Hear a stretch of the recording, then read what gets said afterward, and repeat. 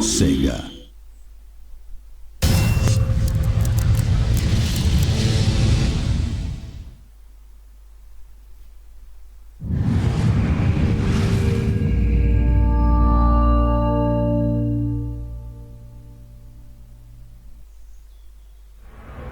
Hello and welcome to Warhammer 40,000 Space Marine. I am RMP 792 and yeah, I needed to play something violent this week. For anybody who doesn't know what's going on with the channel currently, I put a vlog up about a minute ago at time of recording, but it'll be a week ago by the time you see this. So I'll just direct you to look at that. It's just a simple vlog called What the Hell is Happening with the Channel, and it's got all the information you need, and I'll try not to be too angry for the next little while. So, why am I playing this? Yeah, as I say in the vlog, mostly I just need to play something violent, and this is very, very violent. It's also really good. So, for anyone who's not seen my channel before, I will do my usual opening introductory spiel. I record my Let's Play footage a week in advance, which means if you're giving me particular advice on how best to play the game, the odds are I probably finished it by the time you see the Let's Play. My upload limit for 1 week is, well, it used to be 25 parts. These days it's now 50 parts, given that I'm now operating in 15-minute chunks. If that sounds like a lot, yeah, it kind of is, but, you know, I've got the time to make all this footage, and, well, trying to get through an entire game in a week is a little tricky. Sometimes it's doable, sometimes it isn't. Should a game run longer than 25 hours, then I split the Let's Play over 2 weeks. Every Friday, the game that I have been playing that week is reviewed, with the exception of when I take 2 weeks to record the full Let's Play, in which case it's reviewed in the second week. If you wish to comment on a specific thing that I've said, or a specific thing that happens in a video, please feel absolutely free. I do read every one of my comments. However, be advised that it makes my life a lot easier if you can time flag the point in the video at which I said the thing you're referring to, for the simple reason that my brain is kind of messy, and the odds of me remembering what I've said from 1 minute to the next are not good, let alone a week later. If you enjoy this Let's Play, or anything else that I produce, please do consider supporting me on Patreon. That's at patreon.com/rmp792. As you can get a number of rewards there, including the right to choose what game I review, and you also get the right to shout out in my Let's Play series. So I'd just like to take this opportunity to thank both Open Vortex 12 and Lee Maths for their ongoing support of this channel. It is greatly appreciated. Now, with all that said and done, let's get on with this game. As you can see, I have finished this game quite a few times. It really is one of those games that if I'm in a bit of a bad mood, I can boot it up and just have a lot of fun with it. So, we will be playing a new campaign, and I'm just going to do it on normal because, well, I'm not a masochist. Let's get in this. If you're not aware of the Warhammer 40k universe, this actually isn't a bad stepping on point, and I'm a bit of a 40k nerd in that I really like the universe and the lore, but I've never actually played the tabletop game. So I might start wittering on about, you know, certain aspects of the lore and things like that, so be aware of that. And if you are a bigger 40k nerd than I am, I may well get things wrong, so feel free to correct me. So with that said, let's go fight. In the grim darkness of the far future, there is only war. It's a great opening line, that. Priority alarm. Xenos invasion force detected. Invasion target, Grya.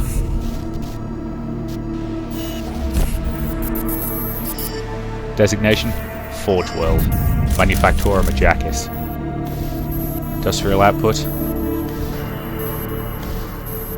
Warlord class Titans. Can't afford to lose those. Strategic value absolute.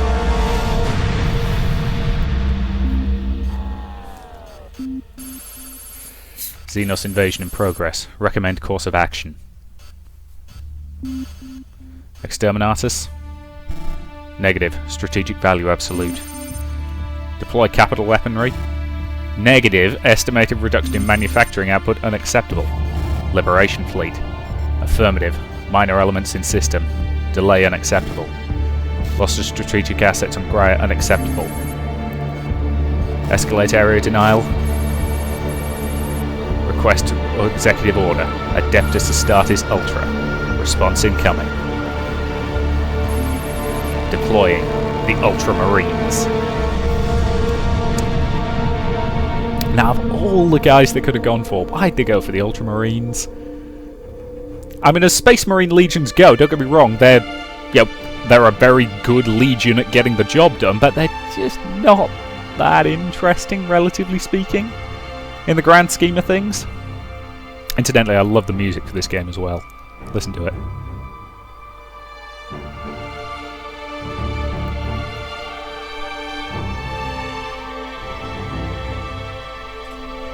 But yes, as I say, I'm probably going to get some Warhammer 40k fans telling me exactly why I'm wrong, but yeah, I'm not a massive fan of the Ultramarines on the whole.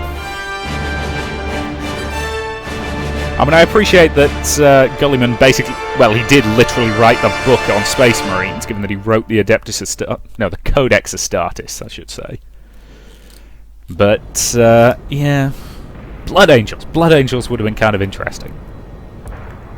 Maybe some salamanders or something like that. That was fun. Captain Titus, the Orcs have massacred the Forge World's forces. Yes, they do that. And they have taken the planetary defense weapons. Clever of the damned Orcs. There's always Space Wolves as well. Those people seem to be fans of those guys. War machines. Brace for evasive maneuvers. Pilot, report. Starboard engine is dead, Sergeant. That's not good. Altitude. Get the ship to safety. We'll find another way down. Aye, Captain. And I love Mark Strong's voice as Captain Titus.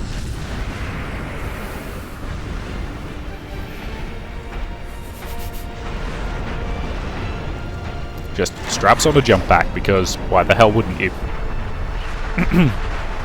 Geronimo! This is your plan. Mm-hmm. We need to get to the surface. Good to plan. take out the gun battery. Or do you want to go home already, Sergeant? Not before having a word or two with the Orcs. Is that wise, Captain? The Codex Astartes does not support this action. Try to keep up. And as I say, it always feels really weird that an Ultramarine of all people is a little fast and loose with the Codex. Is probably the best way to describe Titus. Okay. Yep, that looks like an Orc battleship. I love the fact that Orc technology only works because they think it does.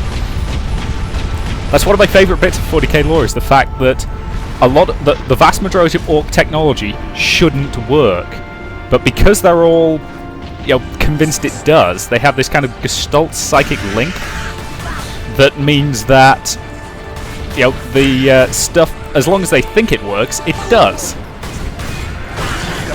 So they're all convinced that red things go faster, and as a result, if they've actually painted a thing red, it does genuinely go faster because they all believe that. Come here. Combat knife. Seriously, he jumped out of a Thunderhawk armed with nothing but a combat knife and a bolt pistol. Didn't even have the sense to bring a full-on bolter.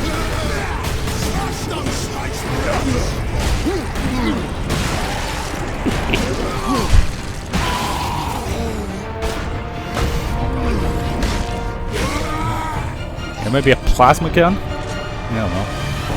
I appreciate a lot of things like plasma guns are relatively rare. But yes, as I say, I know where I'm going and I know what I'm doing. But why is it always the Space Marines and the Orcs? Don't get me wrong, Orcs make fine cannon fodder for shooting up. I shouldn't describe the Orcs as cannon fodder. If I actually came face to face with one, it'd tear my limbs off.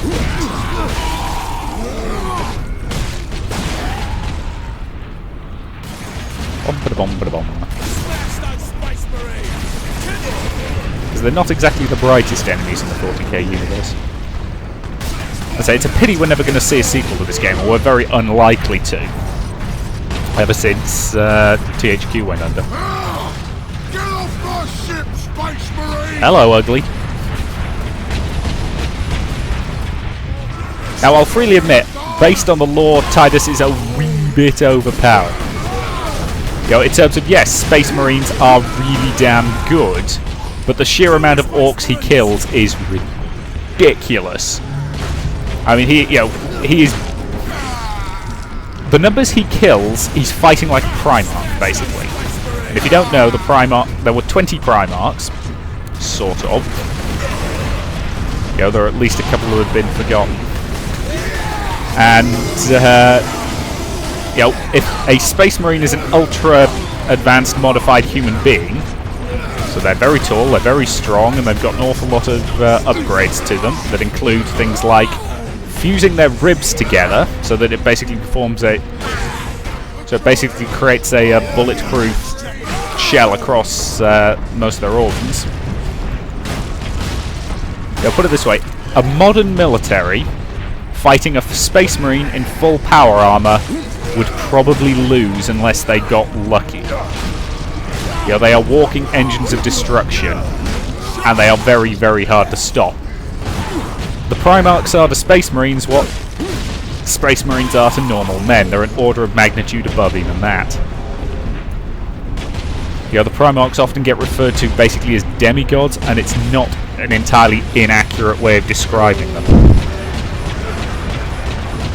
So yes, as I said, Tidus fights a lot like a Primarch, frankly. He's pretty much unstoppable. But as a result, this game is really fun. Down you go.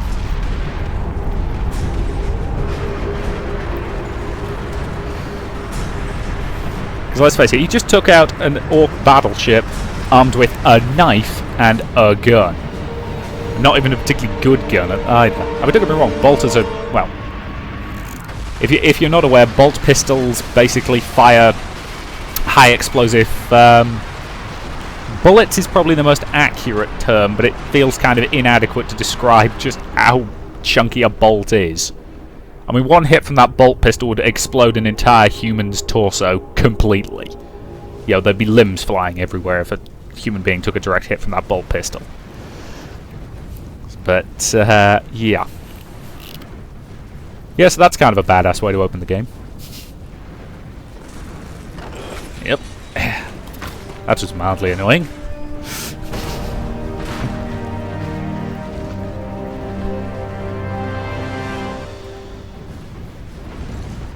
Right, that's actually a pretty good point to end this first part. I appreciate that that's only 13 minutes, but I really do have to be careful because I can't go over 15 minutes. Which is kind of tedious, but what can you do? So, thank you very much for watching, and I will see you in the next part.